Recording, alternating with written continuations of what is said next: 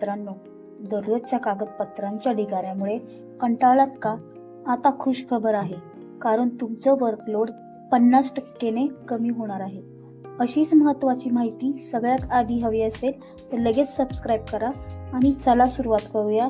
आधी देशातील शाळांचा डेटा UDC मध्ये वेगळा व महाराष्ट्र सरकारचा राज्यातील विद्यार्थ्यांचा शैक्षणिक रेकॉर्ड वेगळा लिहावे लागेल.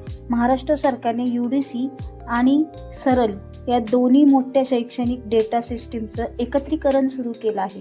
याचा फायदा काय? शिक्षकांना नॉन टीचिंग कामासाठी लागणारा वेळ वाचेल.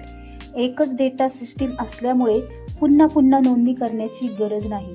शाळा व्यवस्थापनात पारदर्शकता आणि वेग येणार.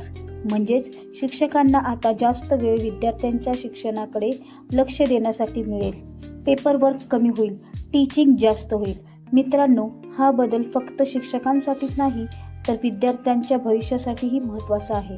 अशाच शैक्षणिक अपडेट्स आणि एक्झाम रिलेटेड मार्गदर्शन हवे असेल तर आत्ताच सबस्क्राईब करा, लाईक बटन दाबा आणि व्हिडिओ शेअर करा.